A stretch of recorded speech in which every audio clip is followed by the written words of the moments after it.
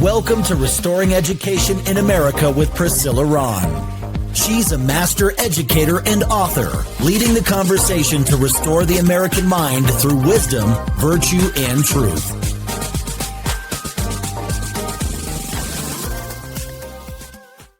Well, hello, everybody. Welcome to Restoring Education in America. I'm your host, Priscilla Rahn, and I am so thrilled that you've decided to join the conversation today. You know, for a parent, there's nothing more precious than their children. We're going to talk about the importance of really caring for our young people and into adulthood, but there's a new private classical school that's opening just for your children. It's called Excalibur Classical Academy. They're opening in the Centennial, Colorado area, and their mission and vision is restoring America's heritage by developing servant leaders who are keepers and defenders of the principles of freedom for which our founding fathers pledged their lives, fortunes, and sacred honor. So if you would like a tour or more information, please go to their website, excaliburclassicalacademy.org. And by the way, they're opening for students kindergarten through third grade. So please check them out. But again, back to the love of human beings and, you know, parents really trusting the public education system. I want to bring my friend to the stage. He's a special guest that's going to talk about this important topic. Welcome, Dr. Mostert. Hello. Hello, Priscilla. How are you? I'm doing great. And thank you so much for taking the time to talk about a very critical issue. And before we get too far into the conversation, I'm going to share a little bit of your bio with our listeners. Dr. Mark Mostert is a senior researcher at Able Americans, the National Center's project to support Americans living with intellectual, developmental, and physical disabilities. Mark received his undergraduate degree from the Johannesburg College of Education in South Africa, a master's in special education from the University of South Alabama, and a PhD in special education research from the University of Virginia. Mark has an extensive academic background as researcher, author, and presenter, both nationally and internationally. He was full professor of special education at Regent University while directing the doctoral program in special education. He also served as the director of the Institute for the Study of Disability and Bioethics and as web content director of the award-winning Useless Eaters website. Mark has served as a disability consultant to several member nations at the UN on topics related to disability policy and practices. He resides in Virginia Beach, where he pursues his lifelong love of opera and classical singing. Mark, I've said this last time you were on my show, but we're overdue because that's really my first love is music, but I won't put you on the spot. Well, nessun dorma, yeah, etc. Very nice. Very, very nice. Lovely. So see, you're like a Swiss Army knife, Dr. Mostert. Oh, really? Okay, yeah. Yes, well, I hope I'm not that sharp, okay? Well, listen, this is a really, really critical issue. The last time I had you on the radio show, you know, you talked a little bit about what's going on, but now we're going to dig a little bit deeper into some of the research and the latest updates you have on euthanasia. So Dr. Mostert, you've studied some of the darkest chapters in human history, including the Nazi euthanasia programs. Why is it so important for Americans to understand this history today? Well, thanks so much for the opportunity, Priscilla. And this is a very pressing problem that is not often spoken about in the public. And one reason, as you've identified, is that it's a very dark time. And these are dark things to talk about. No one's making too many jokes. It's very serious. And in many cases, it's a life or a death issue.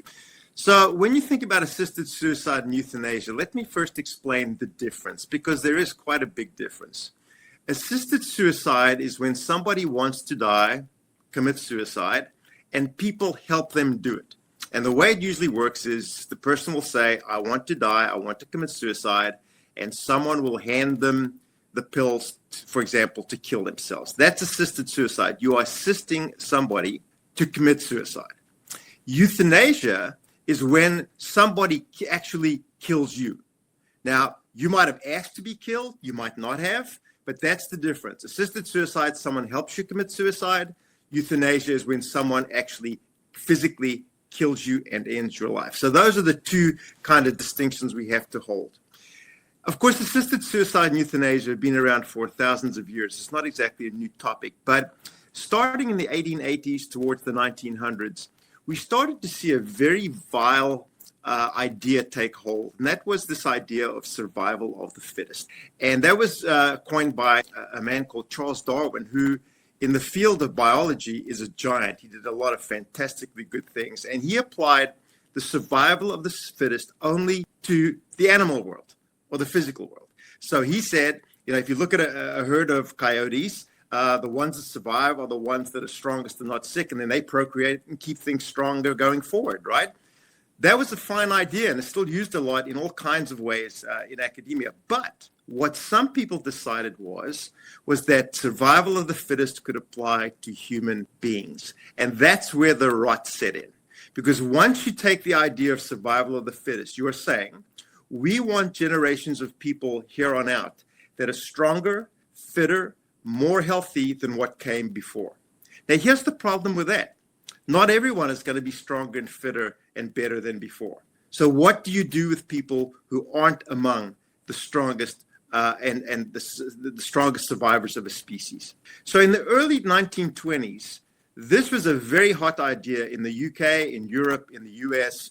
Everyone was on this idea. How do we make populations more perfect and less imperfect? And so people started to do quote unquote research. They come up with all kinds of ideas about how to do this. And eventually by the mid-20s, people were saying openly, these people in our population that are not going to survive as the fittest, we need to do something about them. So what are we going to do? Well, we can corral them into institutions and keep them there. Or what happens if they're still not doing what we like? Maybe we should go further and start to do away with them. In other words, to kill them. And that idea was pervasive, as I said, Western Europe, the United States. But the country where this came to really bear fruit, horrible fruit, was in Nazi Germany. After the First World War in Nazi Germany, the economic system was complete and utter shambles. People were starving. People couldn't get work. It was horrible. And so when Hitler came to power in 1933, as someone who was going to stop all of this horrible situation, he decided that, look, things are so dire in post-World War I Germany that we have to use everyone to contribute to the economy. Now, I'm simplifying, but everyone has to contribute. Well, what are you going to do with people who can't?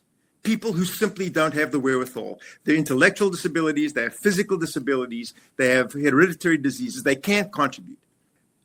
Two German lawyers came up with this term that is very, very important in this discussion. They called the people who could not give back economically useless eaters. And those were people who were eating or consuming all kinds of resources, but not able to contribute and give back. And so they came up, and this started in 1939, with a program of how to do away with these people. Now, all through from 1933 to 39, the German public was primed with this. Propaganda movies, everyone in the intelligentsia were all for this. All the arts people were for this, on and on, as you might expect. And in 1939, they decided to develop a killing program. And what they did was, it started out kind of under the radar. When children would come into a hospital, either deformed, born deformed, or with a disability, they were very quietly dispatched with a lethal injection.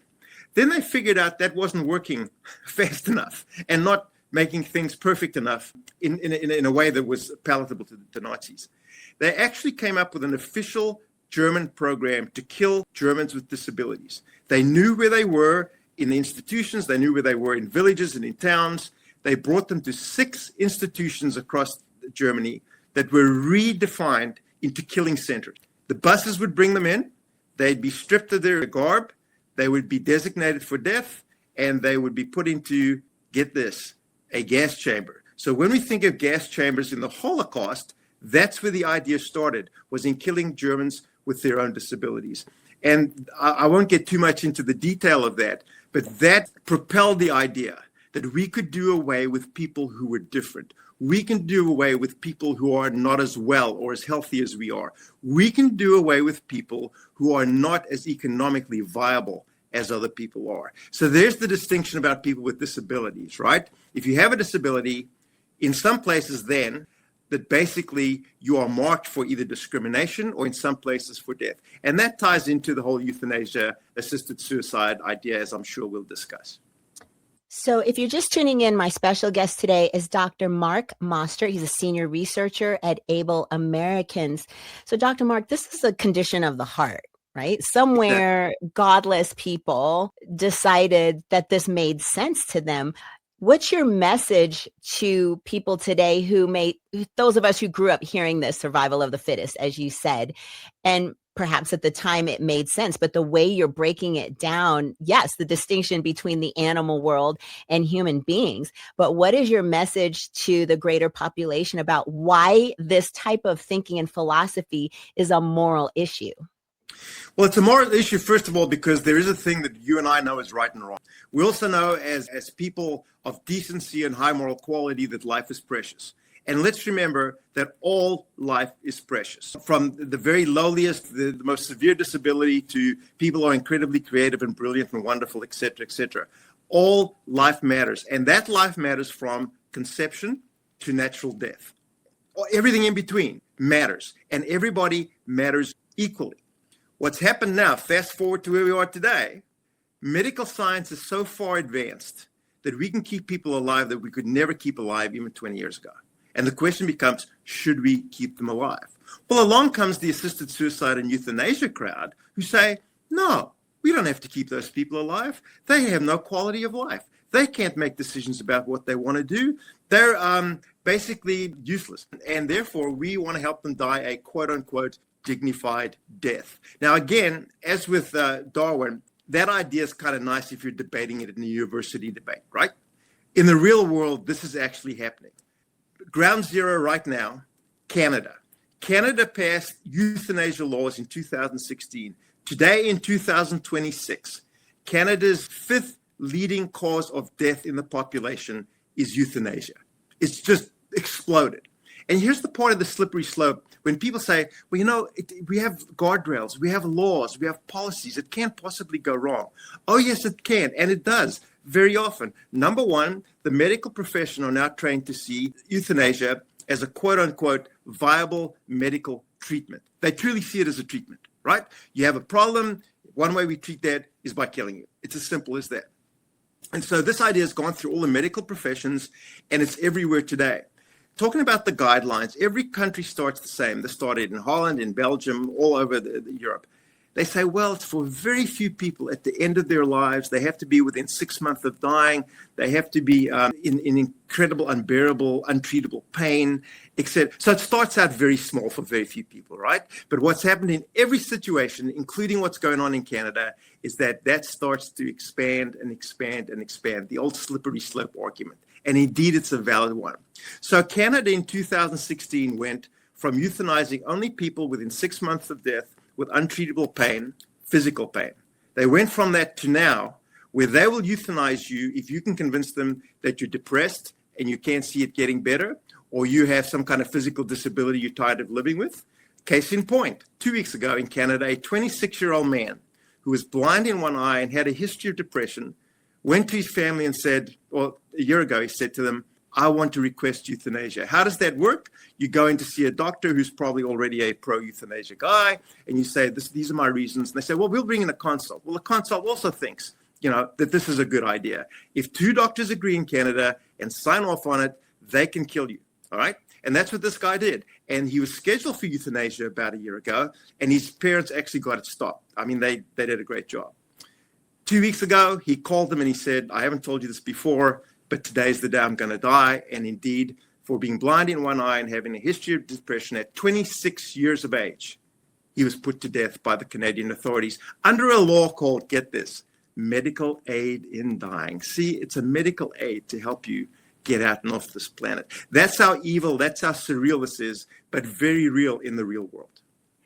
This is what we're seeing. And are you seeing this mostly in socialized countries where it's probably cheaper for the government to assist you in ending your life? Because, well, my husband's from Canada. We talk a lot about the Canadian social medical program and how you can wait a long time even to get help.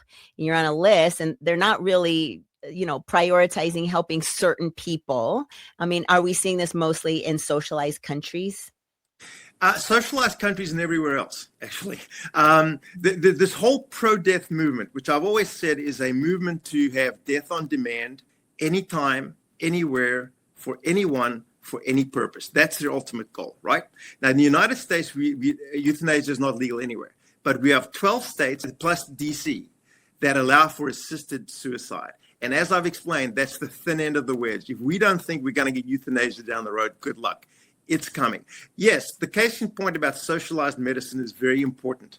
In fact, there are several anecdotes I know out of Canada. In one case, one woman had been suffering in chronic pain for about 12 years, I think it was. It was an incredibly long period of time. And because no one was addressing the pain issue, she said, I'm just going to offer myself up for euthanasia. I'm going to request, I can't stand the pain anymore and the way I'm living. I can't go out. I don't socialize. I sit in my little apartment. I can't go on with this anymore. The Canadian authorities said, we think that's a good idea. Why? Because, yes, to treat you, you've waited 8 years for the treatment. We haven't gotten it to you yet. So let's just go ahead and kill you. It turned out that a very well-known radio host in the States, I won't mention names, but he intervened, got her flown down to Florida where they took care of her pain in about a week and a half. And guess what? After her pain was taken care of, she no longer wanted to kill herself. That happens a lot in terms of disabilities and in terms of depression, where people feel their lives will never get better. And the research is very clear. If you lift the depression, they don't want to kill themselves anymore. What a shock. The problem is these medical ghouls are getting to these people before they can alleviate whatever's wrong with them and offering them as a very viable alternative, euthanasia. And the economic situation is exactly that. It's way cheaper, to be slightly cynical, it's way cheaper to kill someone than to treat them. It's as simple as that. So, Dr. Mostert, as you're looking at the lay of the land and as far as policy goes, are you noticing, as you said, a slippery slope in the United States with policy changing towards supporting more euthanasia laws? Yeah, we're not at the stage yet of where euthanasia is come to the fore and it's going to be discussed, whatever. But here's the deal. When you have 12 states and DC who now actually allow assisted suicide, that whole argument about autonomy, the whole argument about it's my body, my choice, it's my right to kill myself if I want to, is going to get stronger and stronger and stronger. So what the pro-death crowd do is that they have very strong coalitions in every state. This started in Washington state in the late 90s and then just spread across the country. There's legislation or pending legislation and policy now, I think, in another 18 or 20 states to legalize assisted suicide. What you need to do with policy is say a couple of things. One, most illnesses, even terminal illnesses, are absolutely treatable in terms of comfort and pain reduction. There's only a tiny, tiny fraction of 1% of cases that can't be controlled. Medical technology and medication now is able to keep you comfortable no matter how badly off you are. And that's what we suggest. We need policies where people are afforded the right and the dignity to go to their natural deaths in as much comfort and pain-free as we can keep them. That's number one. Number two, we've got to change the culture of death. This starts on the other end of life with abortion. You know this. By the way, just sidebar, with genetic testing, we now abort children with disabilities in the womb more so than we don't. The country of Iceland bragged several years ago that they do not have any Down syndrome children in the country. Why? Amniocentesis is mandatory. Find out in utero that the child has Down syndrome, the child is aborted. They actually come out and brag, we have no Down syndrome people in our country. Now, if that doesn't talk to discrimination, and if that doesn't talk to nasty, evil ways of dealing with human beings that are slightly different, I don't know what is. So again, condition of the heart, how we're now in this generation of young people, let's talk to parents and let's talk to teachers. How do we in a government system really get this message across about valuing life? Because I think that's got to be the fundamental message, right? If in order for us to not go down this path of creating a culture and a society that kills its own. I think that's very true. And there's a lot of different ways to do that. I think the first is exactly what we're doing here. We're providing a bit of a little peep into this world that admittedly very dark and very evil. But people literally don't know that this goes on. If you talk to the average person on the street and you say, do you know what, in Canada, if you don't feel good about yourself and you can convince 2 doctors to kill you, they will. People would think you're crazy, right? But this is the context they don't have, what we're talking about right now. So the first thing is you need to have the knowledge about what's gone on before. You cannot inform policy now unless you look at what's come in the past. Otherwise, you're going to make the same mistake. For people, families with children, with elderly parents, someone with a disability, a serious illness in the family, be aware and understand that not everyone who's a doctor is going to not go along with this. More doctors than you would imagine, even in states where it's not legal, go along with assisted suicide and euthanasia. So one of the things I would recommend, we need to make policies about informed consent stronger, right? So when you go to a doctor and you say, what are all my options? They might bring up that option. And then you need to say, why would you do that rather than keep me comfortable whatever time I have left? We need to challenge the medical professions when they bring this up and try to coerce people as they do. If we look at how people are interviewed in the United States via genetic testing, the vast preponderance of doctors, once that testing reveals some kind of genetic anomaly, the vast number of doctors will advise you need to abort the child because this child's going to have a poor quality of life. This child's never going to finish high school. This child's never going to play on the football team. And wouldn't this child essentially be better off if it wasn't in the world? That is as pernicious a nastiness as I can think about what we call the pro-life side of the things, where you have medical people actually advocate for killing people, children, people at the end of their lives, whatever. The other part of the policy is we need to have informed lawmakers. Lawmakers in most states they know as little as the layperson on the street about these things, right? And understandably so. But here's what needs to happen. What happens is these pro-death groups come in. They infiltrate committees at state level. They infiltrate committees at the county level. They then start pushing all these policies further, and they kind of bubble up to the state level. And then you have politicians who pretty much in many of the states that we're talking about are fairly far left. They are all for abortion, et cetera, et cetera. So they help grease the wheels in getting these policies, these pro-death policies in place. We have to reverse that. We have to go to people who don't agree with that, people who are pro-life, and say, we need a policy that is pro-life. You can't simply kill people because they ask you to. Yeah, you can flower it all around with, we did this diagnosis and this whatever. This is the basic intent. We've got to stop that. At a national level, we have to have this conversation, just like we had the pro-life conversation around abortion, which eventually got the overturning of Roe v. Wade 50 years later. We have to start having these conversations about policy now. People are going into hospitals. They're blind. Their families are blindsided by this kind of stuff. They have no idea. And ladies and gentlemen, you don't want to be facing these terribly difficult questions when you have a loved one in a coma.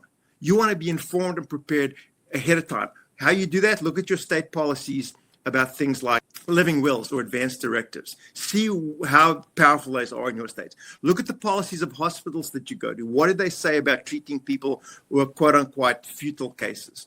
Those are policies in place. Go and have a look at those policies. See if you agree with them. If you don't, find another hospital, because you never know if you're in that situation, you are going to, not all the time, I'm generalizing, but there's a good chance that you will be coerced towards these kinds of pro-death things rather than on the side of life. The policies have to change by us being educated, by us standing up for this, by us questioning when lawmakers go along with this stuff, get involved at your local level, get involved at the state level, and that's the only way we're going to turn this around. We're behind the 8 ball. This crowd is well-funded, very well-funded. They receive millions and millions of dollars, and it creeps in everywhere. And here's the part that is most dangerous. Well, one of the parts. This is obviously all dangerous, right? One of the parts that is most dangerous is that I won't tell you where you can find them, but there are actual videos of someone committing assisted suicide. The strongest part of the argument is how peaceful it is. You have to be careful about that. We peacefully killed you. Think about what that says about us as a society. We peacefully killed you because we think this is a quote-unquote viable medical treatment. It's astonishing, it's surprising, and it's heartbreaking in the end. Well, it seems like the left will decorate and package it, like you said, in this flowery, beautiful way, when really at the core of it is something that's very dark and evil. So what do you say in response to, you conservatives only care about certain lives, but what about these lives that are, they have disabilities, where's the support for them? How do you respond, or what kind of policies do we need to have in place to support parents who might be afraid to bring a child with Down syndrome into the world or something like that? That's a very interesting and a very good question, because we don't have enough resources to help those people. Even in the United States, we don't have enough to support them. Now, we do have a lot, okay? I think we have probably more than a lot of countries in the Western world. But that is a major issue.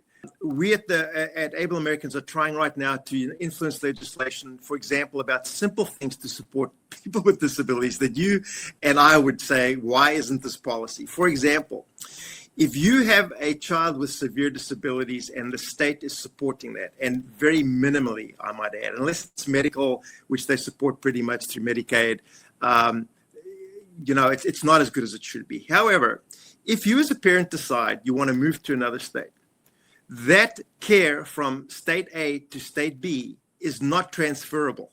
So when you get to state B, you go to the bottom of the 8-year waiting list with no services at all. None. Those are the kind of policy issues that we're addressing. Another policy issue we're addressing is this whole idea of how much people can save while still being on Medicaid and Medicare. They set these limits in the 70s or the 80s. So right now, if you earn more than about, depending on your situation, but if you earn more than about $2,000 or $2,500 a month, they will cut your support from the government accordingly. So what that does, it means it disincentivizes people to work, because if they make over a certain amount, their benefits are going to get cut. That also means that they are more dependent on the government and not on themselves, when many of them can be fairly independent. And thirdly, why can't you save money even while you're on these benefits? Let me tell you, there is fraud. I understand that, okay? But let me tell you that the constraints that are put on you when you have that kind of disability, they examine you uphill and down dale to make sure that you really have the disability. And they do that, by the way, every year. You've got to go through the whole rigmarole. David Ridenauer, who's our CEO, he has a son with severe autism. I mean, he's nonverbal. He operates, Dave will tell you, at the age of about a 3-year-old. He's 21, 22. He has to be in a group home. Every year, David has to fill out the exact same paperwork for his son to prove that he still has the disability. His son's never going to get better. This is it. It's not going to happen. But every year he has to go through that whole rigmarole, plus then the anxiety of, are they going to fund it or are they not? I think he lives in a group home. I think his care is somewhere in the region of $40,000, $50,000 a year. If you cut that off, what happens to his son? Well, he's going to get kicked out of assisted living. Then you've got a major problem. So we're not doing enough policy-wise, but we at the center are trying, and Able Americans are trying to do that. We have some very, very good ends on Capitol Hill. We're working with some senators and people in the House to put forward these, at least these small steps in the right direction. And that's what we were hoping to do. Well, Dr. Mark Mostert, thank you so much for being here, and thank you for your work as a senior researcher at Able Americans and bringing a big voice to this very important topic of assisted suicide and euthanasia. And to my listeners, thanks for tuning in, and catch me next time. And remember, educating the mind without the heart is no education. So seek wisdom, cultivate virtue, and speak truth. Thanks for tuning in to Restoring Education in America with Priscilla Rahn. Visit PriscillaRahn.com to connect or learn how you can sponsor future episodes to keep this message of faith, freedom, and education on the air.